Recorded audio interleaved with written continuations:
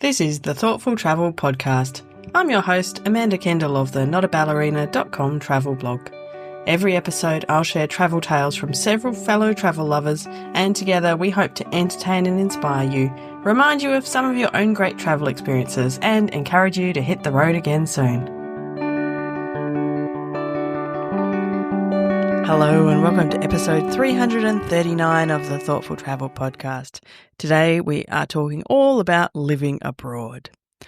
Before we start, I'd like to pay my respects to the Whadjuk people of the Noongar Nation where I'm recording this podcast today.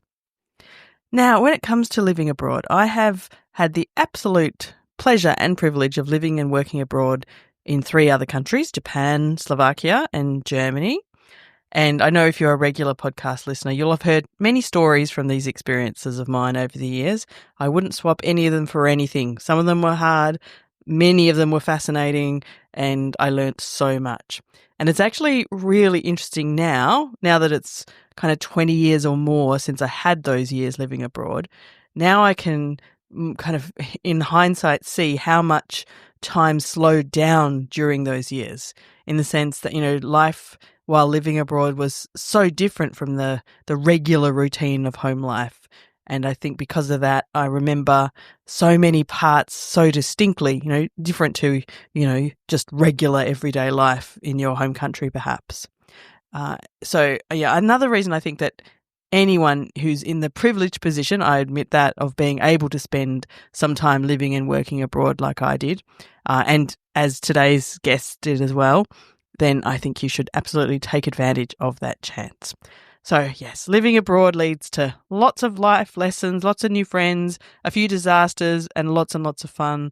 And we'll hear about all of those from today's guests. And first up is Angela Correll. And Angela learnt a lot about, all kinds of things when she and her husband decided to buy a place to live in Tuscany in Italy. So my husband and I found this really sweet little village in Tuscany several years ago when I was writing my second book, and I needed a place to set part of the story.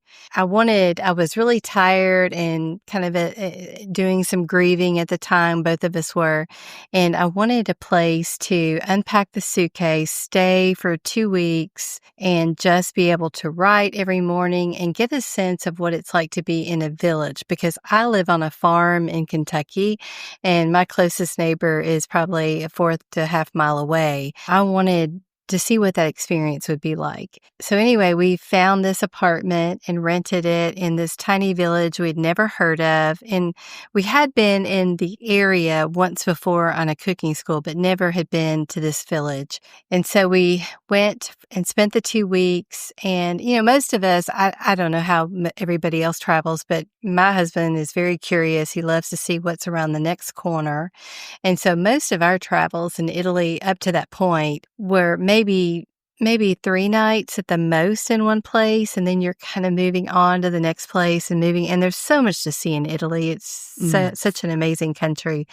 And so it was a real challenge to get him to settle down for 2 weeks and be sort of content with that. But he knew the value of writing the book, so he did. And what we discovered was the beauty of what I would write in the morning, and then we would go and explore in the afternoon. And there was so much to see just around this village. Well, we came back year after year after year, fell in love, of course, with the village, with the people, the area, the lifestyle, the pace, and eventually decided, what if we had something really small, maybe turnkey, that we could come to on holidays, share with friends and family. And so we started looking around and found this house that we thought we could move right into a second floor apartment and renovate the downstairs in the future. The downstairs was not very pretty at all, but had this amazing view out over the valley floor. And just the whole idea of owning something in Italy. It's pretty cool. It just, yes. It just was, I just was beyond excited over that. So I think we both got a little carried away, but we bought the house and closed on it and then got there thinking all we needed to do was just paint a bit and maybe put, Italians take their kitchen with them when they leave. I don't know what it's like in Australia. No, but I know that from Germany. Yeah, so rented apartments in Germany and it's all empty. It's so foreign to us because, that's part of it. You walk in as an American and you're thinking, okay, where's the kitchen? There's nothing here. And so we thought, well, we need to put a little kitchen in. And of course, as the old story goes, we realized we had an entire renovation on our hands because nothing was up to code. And so honestly, there were a few sleepless nights because we were not prepared. And I know we were we're both fairly decently intelligent people, but I think we just were so enamored with this village that the emotions kind of ran away and we just thought, oh, it'll all work out. And then you realize, oh my goodness, then if you do this and you have to do that, and you know how it is when you do any kind of, even painting the cupboards in your kitchen, then you go, well, now I need to do this. And then now I need to do that. So it started getting to be a pretty big project.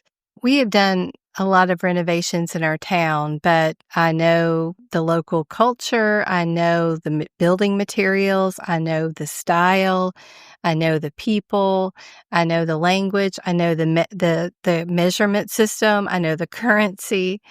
And so we're still on inches and feet here in the U.S. So, this is like a whole different, I was always having part of it. Yes. Every time that the lighting guy would send a thing and he would say, well, it's, 12 centimeters. And I'm thinking, I don't even know what 12 centimeters is. What's 12 centimeters?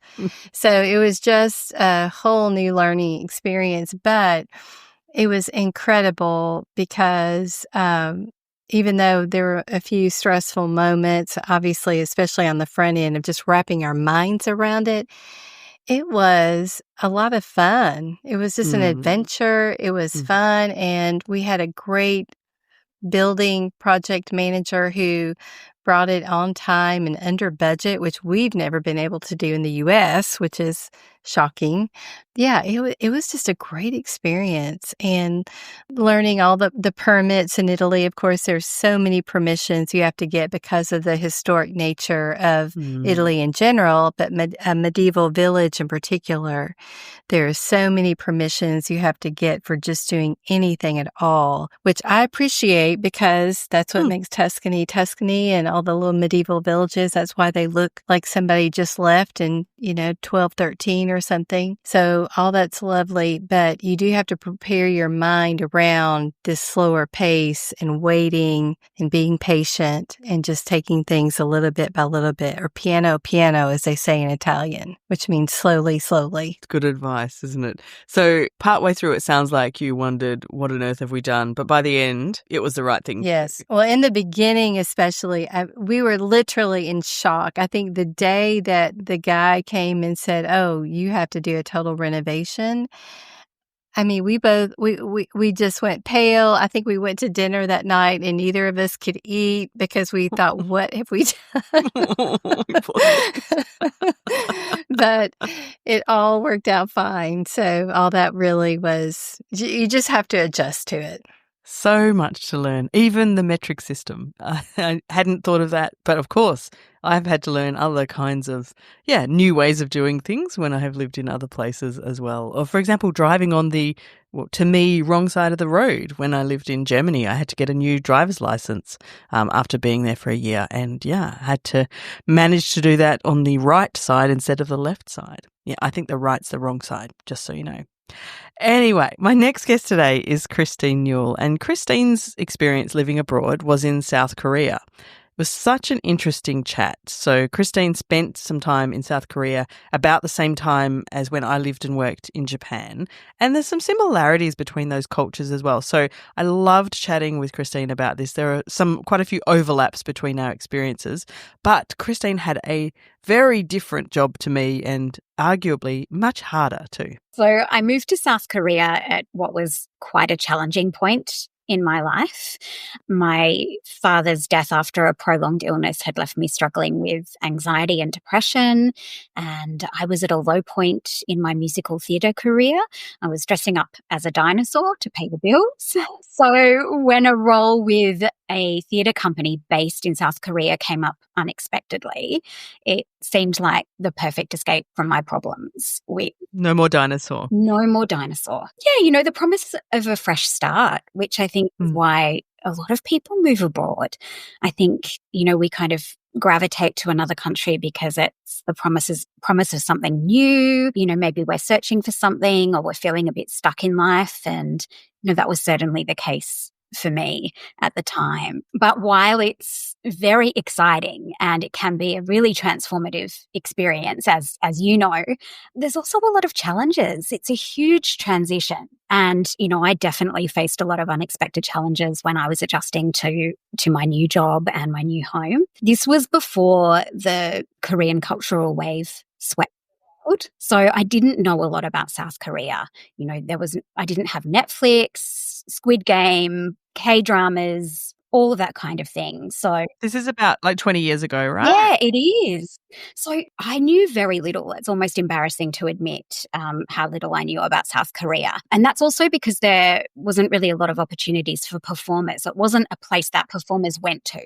There was Universal Studios in Japan, and there were the Disney theme parks, and there were cruise ships, but nothing in South Korea. So I'd never heard of this theatre company before. I got a good feeling about them at the audition. I felt like I would be safe. So that's kind of jumped in the deep end. But, I was really stepping into the unknown. Very brave. Yeah, look, brave or fool. Brave or crazy, yeah.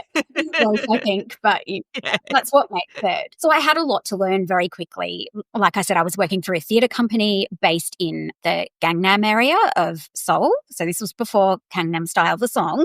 So again, completely unknown. And, Korean was the language that was spoken in the workplace. So, my colleagues did speak English, some of them didn't at all. But a lot of the conversations happened first in Korean, and then they were translated for me. And there was one other Australian girl working there at the time. I often felt like I wasn't getting the full picture. Yeah, I can imagine. It can lead to a lot of confusion and frustration and misunderstandings, which, I experienced quite a bit. And you had to learn some Korean pretty quickly, right? You had to even perform with Korean language. I can't believe that. And that was a huge challenge. I'm so grateful for it now. And even at the time, I was still grateful, but it certainly added a lot of pressure. I was rehearsing a show. I was learning new songs, dancing. So there was choreography to learn, song lyrics to learn. And then it was a bilingual show. So the Korean performers were required to speak in English, and English-speaking performers were required to speak in Korean. The Koreans had been doing this for a while because they were permanent members of the theatre company. But for me, it was brand new. And so I had Korean language lessons on top of everything else. And a lot of the sounds are very different, and some of them can be quite glottal, which is really hard as a singer to learn sounds. And yes, of course. A complete extra layer of difficulty on top of the layers already there. Yeah. And there's a code of conduct that you need to learn as well in South Korea. There's a real kind of behavioral code of conduct based on respect. And, that was a whole other set of things that I had to learn on top of everything else. There's a lot of do's and don'ts based on who you're with and the company that you're in at the time, especially around food. Don't start eating before the most senior member at the table. Don't pour your own drink. When you pour someone else's drink, hold your hand to your forearm when you pour. Receive business cards with two hands. Don't shove them in your wallet like you would back home. They're supposed to be placed on the table for the duration of the engagement. Even if it's social, business cards are still exchanged. So I was learning all these kind of protocols and trying not to put my foot in it the whole time. And it was an incredible experience. It ended up being very transformative. But I had a huge mountain to climb before I could get to the other side and just relax into life. There's so many elements. I'm comparing to when I moved to Japan, and I had the fortune, although also some downsides to it, of working for a company that employed thousands of native English speakers. Yeah. Our workplace functioned in English. We weren't allowed to speak Japanese in the workplace. Oh, right. So Yeah, so so I didn't have to deal with any of that, Yeah. all those layers of complexity. So I'm just trying to imagine if I had gone into a kind of quote unquote proper Japanese workplace, Yes. then it would have had many of those kinds of challenges. And just to do all of that while you're also adjusting to living in a completely different culture to home, it's mind blowing to imagine all of those changes at once. Yeah. And look, like I said, I was really struggling with my mental health at the time and struggling with self-doubt. So, what I thought would initially just be a chance to escape real life, at the start, it actually made a lot of that worse because I really doubted myself. And, there was a whole, the workplace, even the style of theatre making was completely different to what I'd done at home. And I just felt like I'd been thrown in the deep end and I was just kind of sinking to the bottom really fast. Yeah. And, like I said, over time, that eased and I had good people around me who really supported me. But it was a massive challenge. Yes, absolutely. So in the end, over those 12 months, what was the part of living in South Korea that you really embraced and enjoyed? Look, it's a really exciting place to be. And I have to say, in the end, I grew to love everything about it. The food was amazing and it was so nourishing and comforting. The people were beautiful. The people that I worked with especially really looked after me. They were very caring and I kind of went from feeling quite displaced and lonely back home and also when I first arrived to just being part of this beautiful community. And obviously we had a lot in common. We all had a huge passion for theatre making and creativity, but they were just really good people at the end of the day. And Koreans are very excited to share their culture with you. They're very proud and, they love, I used to go to the same restaurant every week because they were friends of my boss. And, they would make me special dishes that weren't even on the menu and just look after me. And look, there's just so much there. I loved being surrounded by mountains. I was surrounded by mountains. So it was very exciting and fast paced, but also really, I found it really nurturing at the same time. It's a strange kind of, city of contradictions, really. So I guess we kind of grow up in Australia feeling like you can't have those things at once, that peace and quiet happens on the coast or in the bush, but you actually can have that kind of, nurturing, cared for feeling in the middle of a massive multi-million people city. Yeah, and I think that's what makes South Korea so interesting and certainly there was always something to explore. And I think living overseas, it just opens up your world and it does give you some perspective. And yeah, for me, I just kind of by the end of it just felt like I'd made all these beautiful friends that felt like family and I had this place that felt like a second home and, I go back there whenever I can to see everyone. Yeah. So wonderful. I've long wanted to go back and visit South Korea properly. I had only about a week there while I was living in Japan. And chatting with Christine makes me want to go back. One day I will. Now, my final guest today is Thomas Swick. And Thomas was living abroad in Poland, but he needed to extend his visa. This is back in the late 1970s. And let's just say he had a very interesting experience. I was in Poland that first time for 6 months, teaching English, and I had a 6-month visa, and it was starting to expire. And I wanted to stay, even though it was the middle of the winter. It was the end of January, but I was in love. I was in love with my Polish girlfriend. And so we went together to the Polish visa office in Warsaw to get an extension of my visa. And we were refused the extension. And my girlfriend, Hania, said, don't worry, we'll come back in a couple of days, because in Poland back then, that was what you did. If you got a refusal, you'd just try go again. back. Try again. Maybe you'll get somebody different, or maybe your guy will be in a better mood. Well, we got refused the second time. The third time we went back, the man who we always dealt with took me upstairs, kept my girlfriend downstairs, and led me into a room where a man sat behind an empty desk, looked at me and said, "You want to extend your visa?" I said, "Yes." He said, "Well, if you help us, we'll help you." Ooh. Yeah, exactly. My reaction, I thought, no, come on, this only happens in movies. I said, "What do you mean?" And he said, "Well, look, you're in an interesting position. You have contacts with foreigners and you have contacts with Poles, because the school I was teaching at was all, the teachers were all Polish, the students were all Polish. He said, all you need to do is come to us once a week and tell us what people are saying. Wow. He wanted me to be an informer. Wow. I know. I just sat there kind of in disbelief. This is like the early 80s, right? No, this is actually in the 70s. Oh, this is the 70s. This is 1979. Poland was still, behind the Iron Curtain, socialist country, and they had this system of informers, and they thought I would be well positioned to do it. And he talked a little more about it. He said, if you accept, we'll extend your visa indefinitely. You can have the visa for as long as you want. Tempting. It was, well, a little bit. And the one condition was, he said, you can't tell anybody what you're doing, not even your little friend downstairs, because they knew all about Hanya. And that if I'd had any interest in doing that, that would have been the clincher. I said no. I mean, to be actually, in order to remain with your beloved, you would have to betray her. And, I wasn't going to do that. So I just said, no, I'm not interested. And he said, well, there's nothing we can do about your visa. And it expired 3 days later. I got on a train and I had to leave Poland because I refused to become an informer. So good choice.